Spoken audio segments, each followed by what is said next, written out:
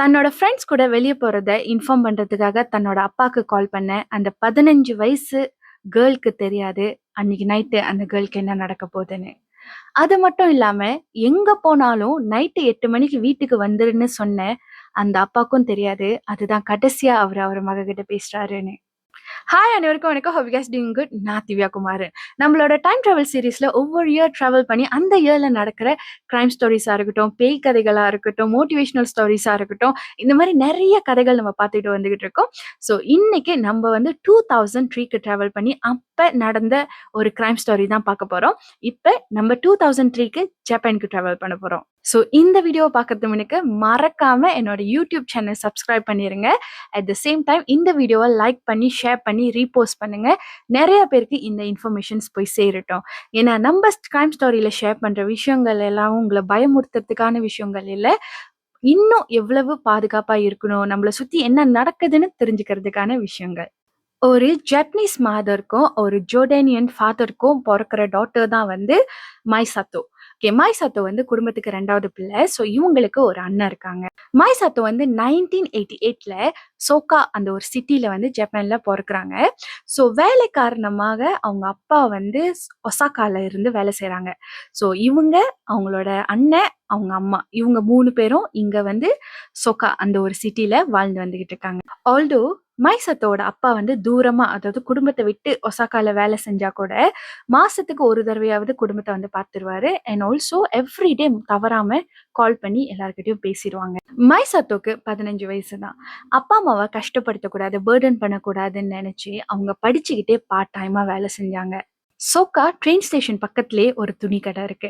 So இங்க தான் அவங்க வந்து பார்ட் டைமா வேலை செஞ்சுட்டு வராங்க.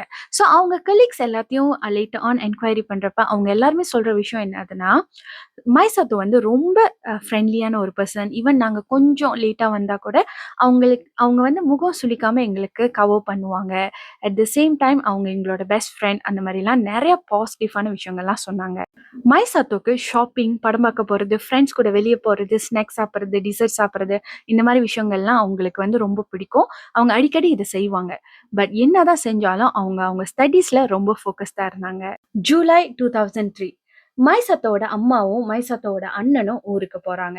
ஸோ மைசாத்தோவை கூப்பிடுறாங்க, நீயும் வான்னு. மைசாத்தோ சொல்றாங்க, இந்த வீக்கெண்ட் அப்பா வராங்க. ஸோ நான் அப்பா கூட டைம் ஸ்பெண்ட் பண்ண போறேன், அதனால நான் வரலன்னு சொல்றாங்க. ஸோ மைசாத்தோட அம்மாவும் அண்ணனும் மட்டும் ஊருக்கு போறாங்க. மைசாத்தோ வீட்லயே இருக்காங்க. 6ஆம் தேதி 7ஆம் மாசம் 2003 ஞாயிற்றுக்கிழமை அன்னைக்கு மைசாத்தோ வந்து அவங்க அப்பா கால் பண்ணி சொல்றாங்க, நான் ஃப்ரெண்ட்ஸ் கூட ஷாப்பிங் போறேன்னு சொல்றாங்க. அவங்க அப்பா சொல்றாங்க, எங்க போனாலும் நைட்டு 8 மணிக்கு வீட்டுக்கு வந்துரு அப்படின்னு சொல்றாரு. மைசாத்தோவும் அவங்க அப்பாவுக்கு ப்ராமிஸ் பண்ணிட்டு போறாங்க, நான் நைட் 8 மணிக்கு வீட்டுக்கு வந்துருவேன்ப்பா, அந்த மாதிரி ப்ராமிஸ் பண்ணிட்டு போறாங்க. ஸோ மைசாத்தோ வந்து எங்க போறாங்கன்னு பார்த்தீங்கன்னா, எப்போதும் அவங்க வேலை செய்வாங்க இல்லையா, அந்த ஏரியாவுக்கு தான் போறாங்க. ஸோ அங்க வந்து அவங்க கூட வேலை செய்யற ஒர்க்கிங் கிளிக் மீட் பண்றாங்க. ஸோ அவங்க 2 பேரும் லான்ச்சுக்கு போயிட்டு தென் ஒரு சின்னதா ஒரு ஷாப்பிங் போறாங்க. ஸோ மைசாத்தோ என்ன பண்றாங்கன்னா, அங்க ஷாப்பிங் போயிட்டு 2 பேரும், மைசாத்தோவும் சரி அவங்க வேலை செய்யற ஃப்ரெண்டும் இருக்காங்களே, அவங்களும் வந்து ஆளுக்கு வந்து ஒரு பிளாக் கலர் பேண்ட்ஸ் மாதிரி வாங்குறாங்க. மைசாத்தோ ஒரு பிளாக் கலர் டிஷர்ட் மாதிரி வாங்குறாங்க. ஸோ மைசாத்தோ என்ன ஆகுறாங்கன்னா, அவங்களுக்கு எக்ஸைட்டட் ஆயிடுது. அவங்களுக்கு ரொம்ப ஷாப்பிங் தான் பிடிக்கும். ஸோ அதனால இந்த மாதிரி புது சட்டை வாங்கினோடனே அவங்க எக்ஸைட்டட் ஆயிட்டு அங்கேயே ட்ரெஸ் சேஞ்ச் பண்ணிடுறாங்க. அண்ட் அவங்க போட்டு வந்த ஒரு சட்டைலாம் இருக்கும் இல்லையா, அந்த சட்டையெல்லாம் ஒரு ரெட் கலர் பிளாஸ்டிக் பேக்ல எடுத்துக்கிறாங்க. ஸோ இப்போ அவங்க வந்து பிளாக் கலர் ஒரு ஸ்லீவ்லெஸ் டாப் மாதிரியும் அண்ட் பிளாக் கலர் பேண்ட்ஸும் போட்டுட்டு போறாங்க. ஓகே, மைசாத்தோ இப்போ என்ன பண்றாங்கன்னா, இந்த ஃப்ரெண்ட்க்கு பாய் சொல்லிட்டு அடுத்த ஒரு ட்ரெயின் எடுக்கிறாங்க. அடுத்த ஸ்டேஷனுக்கு போறாங்க. ஓகே, அந்த இடத்துல என்ன நடக்குதுன்னு பார்த்தீங்கன்னா, ஜப்பான்ல வந்து அந்த டைம் வந்து ஃபெஸ்டிவல் சீசன். என்ன ஃபெஸ்டிவல்னா, சம்மர் ஃபெஸ்டிவல்னு ஒண்ணு கொண்டாடுறாங்க. அது என்ன நடக்கும்னா, ட்ரெடிஷ்னல் உடை போட்டு, அதாவது பாரம்பரிய அவங்களோட உடைகள்ல போட்டுட்டு, பாரம்பரிய சாப்பாடு, தென் நெறைய ஃபுட் ஸ்டால்ஸ், தென் நெறைய games. One of the game வந்து நான் பார்த்த வரைக்கும் என்ன கேம்னா, அந்த மீன் இருக்கும். அந்த மீன வந்து ஒரு தூண்டில் மாரி இருக்கும் இல்லையா? அந்த தூண்டில்ல வந்து கீழ வந்து பேப்பர் இல்லாட்டி டிஷ்யூ மாரி ஒண்ணு வச்சிருப்பாங்க. நீங்க வந்து அது கிழியாம அந்த மீன எடுக்கணும்.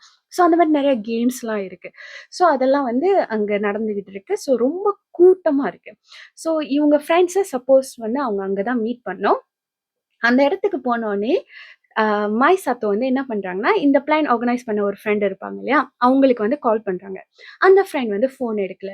ஆனா அந்த ஃப்ரெண்ட் வந்து ஒரு டெக்ஸ்ட் பண்றாங்க. என்னதுன்னா, "I couldn't make it today" அந்த மாரின்னு. அதாவது இன்னைக்கு என்னால வர முடியாது அப்படின்னு.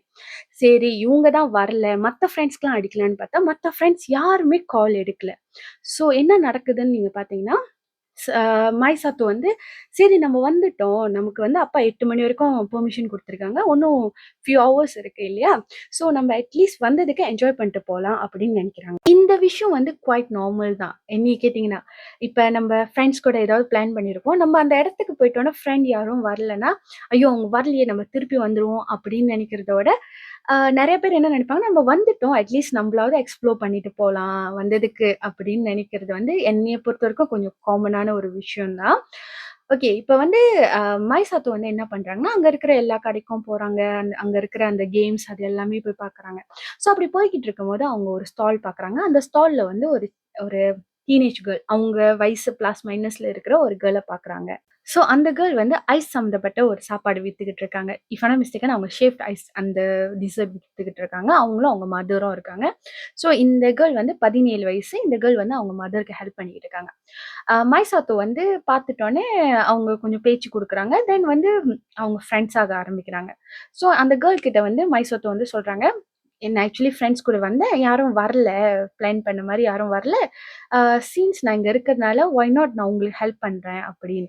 ஸோ அப்ப என்ன பண்றாங்கன்னா, மைசாத்தோ வந்து அந்த கேர்ள் கூட சேர்ந்துட்டு, அப்புறம் அவங்க அம்மாவும் ஓகேன்னு. ஆனா எனக்கு எந்த ஒரு சம்பளமும் வேணாம். நான் சும்மா ஒரு ஃபன்க்கு ஹெல்ப் பண்றேன்னு, கொஞ்ச நேரம் வந்து அந்த கடையில இருந்து அந்த கேர்ள் கூட சேர்ந்து, அ அந்த கஸ்டமருக்கு திங்ஸ் குடுக்கறது, காசு வாங்குறது, இந்த மாரி வந்து ஹெல்ப்லாம் பண்றாங்க.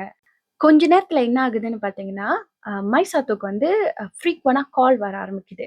ஸோ அந்த கால் எடுத்துட்டு எனக்கு கேட்கலன்னு சொல்லிட்டு அவங்க நடந்து போறாங்க. கொஞ்சம் நர்வஸ் ஆகுறத வந்து ஈவன் அவங்க கூட இருந்த அந்த கேர்ள் கூட நோட் பண்ணியிருக்காங்க. லேட் ஆன் அவங்க தான் அத சொன்னாங்க. ஸோ அதுக்கப்புறம் மைசாத்தோ சொல்றாங்க, இந்த கேர்ளோட நம்பர்லாம் வாங்கிட்டு, நம்ம ஃப்ரெண்ட்ஸா இருக்கலாம். நான் அப்புறமேல உன்ன கான்டாக்ட் பண்ணுறேன். நான் கிளம்புறேன் ஃபர்ஸ்ட்ன்னு சொல்லிட்டு மைசாத்தோ அங்கேருந்து கிளம்பிர்றாங்க. லேட்டர் ஆன் இன்வெஸ்டிகேஷன்ல தெரிய வந்தது என்ன ஆகுதுன்னா, அதுதான் கடைசியா மைசாத்தோவ எல்லாரும் பார்த்தது. அதுக்கப்புறம் மைசாத்தோவோட அப்பா வந்து மைசாத்தோக்கு கால் பண்ணிட்டே இருக்காங்க. ரிங் போய்க்கிட்டே இருக்கு. ஆனா ஆன்சர் ஆகல. ஒரு 10 மணி போல ஃபோன் வந்து ஸ்விட்ச் ஆஃப்ன்னு வருது மெசேஜ். ஸோ அவங்க அப்பா பதறி போயிட்டு அவங்க அம்மாக்கு கால் பண்ணி, அவங்க அம்மாவ வர சொல்லி, உடனே போலீஸ் ஸ்டேஷனுக்கு போயிட்டு ரிப்போர்ட் பண்றாங்க. மீன்வைல் மைசாத்தோட ஃபேமிலி வந்து அவங்க ஃப்ரெண்ட்ஸ், அதுக்கப்புறம் இவங்க எங்கெங்க போனாங்க, அந்த இடத்துலலாம் போய் பார்க்குறாங்க, தேடுறாங்க. எதுவுமே தெரியல. இந்த மாரியே டேஸ் ஓட ஆரம்பிச்சுச்சு. ஸோ 3 நாள் கழிச்சு 9ஆம் தேதி 7ஆம் மாசம் காலையில 9:45 போல மைசாத்தோ ஃபேமிலிக்கு கால் வருது. நாங்க ஒரு பாடி ஃபவுண்ட் பண்ணியிருக்கோம். அது மைசாத்தோ 1 வந்து கன்ஃபார்ம் பண்ணுங்க அப்படின்னு. எஸ். மைசாத்தோ இறந்துட்டாங்க. ஸோ மைசாத்தோவோட பாடிய வந்து எங்க கண்டுபிடிச்சிருந்தாங்கன்னா, கோகான்னு ஒரு டவுன்ல கண்டுபிடிச்சிருக்காங்க. ஸோ வந்து லாஸ்ட்டா இவங்கள பார்த்தாங்க இல்லையா? அந்த ஃபெஸ்டிவல் இடத்துல, அந்த இடத்துலேருந்து ஒரு 50 கிலோமீட்டர் தள்ளி தான் இந்த இடம் இருக்கு. அங்க பாஸ் பை பண்ண ஒருத்தர் வந்து என்னவோ அங்க இருக்கேன்னு பார்க்க போயிட்டு, என்ன ஒரு வாடையா இருக்கு. அந்த மாரி பார்க்கும்போது தான், அவரு வந்து ஒரு பாடிய பார்த்துட்டு போலீஸ்க்கு இன்ஃபார்ம் பண்ணியிருக்காங்க. இதிலே புதிரா இருக்கிற ஒரு விஷயம் என்னதுன்னு பார்த்தீங்கன்னா, மைசாத்தோவோட பாடி வந்து அது ஒரு ஷேப்ல அதாவது ஹிராகானா கேரக்டர்ன்னு சொல்றாங்க. ஸோ இந்த மாதிரி அதோட ஷேப் வந்து அதோட கேரக்டர் பேர் வந்து கூன்னு சொல்றாங்க. அதாவது அவங்க ஜப்பனீஸ்ல இருக்கிற ஒரு எழுத்துன்னு சொல்லலாம். ஸோ இது வந்து அது என்னத்த குறிக்குதுன்னு இன்னைக்கு வரைக்கும் யாருக்குமே புரியல. இவங்க பாடிய கண்டுபிடிக்கும்போது, அந்த ஒரு கேரக்டர்ல அந்த எழுத்து வடிவத்துல இருந்தாங்கன்னு சொல்றாங்க இல்லையா? ஸோ சில பேர் என்ன சொல்றாங்கன்னு இங்க பார்த்தீங்கன்னா, இது வந்து ரேண்டமான ஒரு விஷயம் இல்ல. மேபி இவங்கள வந்து காடியிலிருந்து அதாவது கால்லிருந்து தூக்கி வெளிய போட்டுருப்பாங்க. அதனால தான் அவங்களோட ஷூ வந்து இல்ல. அண்ட் ஆல்சோ அவங்க சாக்ஸ் வந்து ரொம்ப கிளீனா இருந்துச்சு அப்படின்னு சில பேர் சொன்னாங்க. இன்னும் சில பேர் என்ன சொல்றாங்கன்னா, இது வந்து ஒரு சைன். இது வந்து ஏதோ ஒரு ரிச்சுவல் சம்மந்தப்பட்டதுக்கு யூஸ் பண்ணிட்டாங்க இவங்கள அப்படிலாம் சில பேர் சொல்ல ஆரம்பிச்சிருக்காங்க. பட் எது என்ன இருந்தாலும், இவங்க வந்து இறந்து அவங்க பாடி அங்க இருந்துச்சு இல்லையா? பட் ஆனா இவங்களோட ஃபோன் காணோம். இவங்க அந்த ஒரு ரெட் கலர் பிளாஸ்டிக் பேக்ல அவங்க சட்டை வச்சிருந்தாங்கன்னு சொல்லியிருந்தேன் இல்லையா? அதுவும் காணோம். இவங்களோட ஷூ காணோம். இவங்களோட ரோலெக்ஸ் வாட்ச் காணோம். மைசாத்தோட உடல்ல சில காயங்கள் இருக்கு. அவங்களோட கழுத்துல பார்த்தீங்கன்னா, ஒரு கயிறு வச்சு நெரிச்ச மாதிரி அங்க கழுத்துக்கிட்ட ஒரு காயம் இருக்கு. அதுக்கப்புறம் அவங்களோட கைகள்லயும், அவங்களோட தொட பகுதிகள்லயும் வந்து யாரோ கைய வச்சு அழுத்துன மாரி அந்த க்ரீப் பண்ண அந்த ஒரு காயங்கள் இருக்கு. அது வந்து கயிறோட காயங்கள்லாம் இல்ல. அது வந்து அ ஆளுங்களோட கைவிரலோட காயம் மாதிரி இருக்கு அப்படின்னு சொன்னாங்க. ஸோ அந்த போஸ்ட்மார்ட்டம் ரிப்போர்ட்ல என்ன தெரிய வருதுன்னு நீங்க பார்த்தீங்கன்னா, அவங்க இறக்கும்போது எந்த ஒரு ஸ்ட்ரகுலும் பண்ணல அப்படின்னு. அதாவது அவங்க ஃபைட் பேக் பண்ணல அப்படின்னு இருக்கு. அண்ட் ஆல்சோ எந்த ஒரு செக்சுவல் அசால்ட்டும் இல்ல. அட் த சேம் டைம் எந்த ஒரு ஃபாரின் டிஎன்ஏவும் அவங்க பாடியில இல்ல அப்படின்னு ஒரு வருது. இந்த இன்சிடென்ட் நடந்தது 2003ல. இப்ப இருக்கிற அளவுக்கு அட்வான்ஸா டெக்னாலஜி இல்ல. ஸோ அதனால போலீஸால ட்ராக் பண்ண முடியல. அவங்க லாஸ்ட் கால் யார்கிட்ட பேசுனாங்கன்னு. மேபி இப்ப நடந்த இந்த மாரி ஒரு சம்பவம் நடந்திருந்தா, இப்ப வந்து ஸ்ப்ளிட் செகண்ட்ல கண்டுபிடிச்சிருப்பாங்க. அவங்க லாஸ்ட் கால் யார்கிட்ட பண்ணாங்கன்னு. ஆனா ஒரு வேள தெரிஞ்சிருந்தா இந்த கேஸ்க்கு அது ஒரு பெரிய லீடா இருந்திருக்கும். இந்த கொலை நடந்து ஆல்மோஸ்ட் 23 இயர்ஸ் ஆகுது. அதாவது 2 டெக்கேட்ஸ் தாண்டி வந்துட்டோம். ஆனா இன்னைக்கு வரைக்கும் எந்த ஒரு க்ளூவும் இல்ல. யார் தான் கொலை பண்ணாங்கன்னு. சில பேர் சொல்ற விஷயம் என்னதுன்னா, இந்த கேர்ள் வந்து ஒரு ரெட் கலர் ட்ரெஸ் போட்ட ஒரு லேடி கிட்ட பேசியிருந்தாங்க அப்படின்னு சொல்றாங்க. ஆனா அந்த மாரி எந்த ஒரு லேடியும் முன் வந்து எந்த ஒரு வாக்குமூலமும் குடுக்கல. அண்ட் ஆல்சோ சில பேர் வந்து அவங்க வந்து அந்த ஃபெஸ்டிவல்லேருந்து வெளியாயிட்டு ஒரு கன்வீனியன்ட் ஷாப் மின்னுக்கு உட்காந்து ஃபோன் பேசியிருந்தாங்கன்னு. அந்த கன்வீனியன்ட் ஷாப்ல இருந்த சிசிடிவி ஃபுட்டேஜ்லாம் இருக்கு. அது வந்து போலீஸ் வந்து 10 இயர்ஸ் கழிச்சு தான் வந்து வெளியாக்கியிருக்காங்க. அதுக்கு முன்னுக்கு அவங்களோட மேபி அவங்க பிரைவசி புரொடெக்ட் பண்றதுக்கா என்னதுன்னு தெரியல. கொஞ்சம் கொஞ்சமா இவங்க ஃபோட்டோஸ் காமிச்சு அந்த மாரி தான். நெறைய பேம்ப்ளெட்ஸ் அதெல்லாம் குடுத்து, நெறைய பொதுமக்கள் வந்து ஹெல்ப் பண்ணாங்க. ஸ்டில் இன்னைக்கு வரைக்கும் யாரு அந்த கொலை பண்ணதுன்னு தெரியல. 5,000லேருந்து 5 மில்லியன் வரைக்கும் இந்த கேஸ் பத்தி யாரு லீட் குடுக்குறாங்களோ அவங்களுக்கு குடுக்குறாங்கன்னுலாம் சொன்னாங்க. ஸ்டில் இன்னைக்கு வரைக்கும் எந்த ஒரு நியூஸும் இத பத்தி இல்ல. இந்த கேஸ் ஃபைல் படிக்கும்போது, மைசாத்தோக்கு என்னதான் ஆயிருக்கும் அப்படின்னு ஒரு யூகம் கூட என்னால பண்ணி பார்க்க முடியல. ரொம்ப பெயின்ஃபுல்லான ஒரு ஸ்டாரி ஆக்சுவலி. அந்த கேர்ள்க்கு என்னதான் ஆயிருச்சு? அந்த கேர்ள் எப்படி இறந்தாங்க? எதனால இறந்தாங்க? யாரு கொலை பண்ணாங்க? இந்த மாரி எதுக்குமே நமக்கு ஒரு ப்ராப்பரான ஆன்சரே இல்ல. ஆனா அந்த பேரண்ட்ஸோட பரிதவிப்பு ஆக்சுவலி அது ரொம்ப இமோஷனலா இருந்துச்சு. ஏன்னா, அந்த அந்த கேர்ள்ன்னு கன்ஃபார்ம் பண்றதுக்கு அவங்க அந்த மோர்ச்சுரிக்கு போயிட்டு அது ஆக்சுவலி அப்படிதான் எக்ஸ்ப்ளைன் பண்ணியிருந்தாங்க அந்த கேஸ் ஃபைல்ல. அந்த ஒயிட் கலர் வந்து துணிய நீக்கி பார்க்கும்போது, அது அவங்க மகன்னு தெரிஞ்சு அவங்க உடைஞ்சு போயிட்டாங்க அப்படின்னு. ஸோ அந்த பேரண்ட்ஸோட வலி தான் எனக்கு வந்து இந்த கதையில ரொம்ப பெருசா தெரியுது. மைசாத்தோ அந்த கேர்ள் வந்து இன்னைக்கு நம்ம கூட இல்ல. நம்ம ப்ரே பண்ணணும் கண்டிப்பா அவங்களுக்காக. ஆனா இந்த வீடியோ பார்க்குற யாராவது teenage young girls, young boys அந்த மாதிரிலாம் இருந்தீங்கன்னா, எங்க போனாலும் வீட்ல சொல்லிட்டு போங்க. முடிஞ்சா லைவ் லொகேஷன் ஷேர் பண்ணுங்க. அண்ட் வீட்ல சொல்ல முடியாத ஒரு இடத்துக்கு நீங்க போறீங்கன்னா, அது தப்பான இடமா இருக்கிறதுக்கு ஹை பாசிபிலிட்டீஸ் இருக்கு. ஸோ அந்த மாரி விஷயங்கள அவாய்ட் பண்ணிக்கங்க.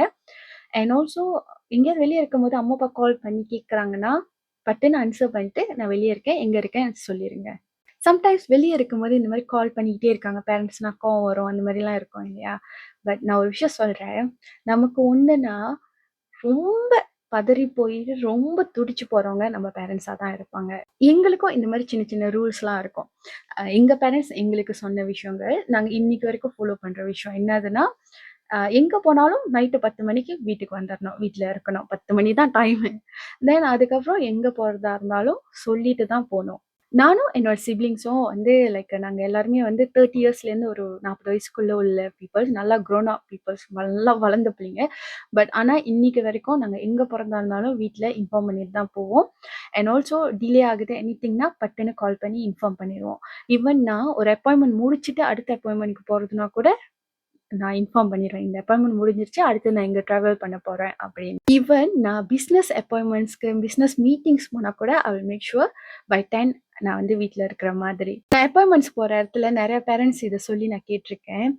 அதான் சிஸ்டர் பிள்ளைங்கள வந்து இத்தன மணிக்குள்ள வீட்டுக்கு வர சொன்னா கோச்சிக்கிறாங்க அப்படிலாம். ஆனா ஒரு விஷயம் சொல்றேன். இத்தன மணிக்குள்ள வீட்டுக்கு வர சொன்னாங்கன்னா, முடிஞ்ச அளவுக்கு வீட்டுக்கு வந்துருங்க. அது உங்களோட சேஃப்டிக்காக தான் இருக்கும். ஸோ அடுத்த எபிசோட்ல என்ன கதை பேசலான்னு சொல்லிட்டு கீழ கமெண்ட் பண்ணுங்க. மறக்காம என்னோட யூடியூப் சேனல் சப்ஸ்கிரைப் பண்ணுங்க. இந்த வீடியோவ லைக் பண்ணி ரீபோஸ்ட் பண்ண மறந்துறாதீங்க.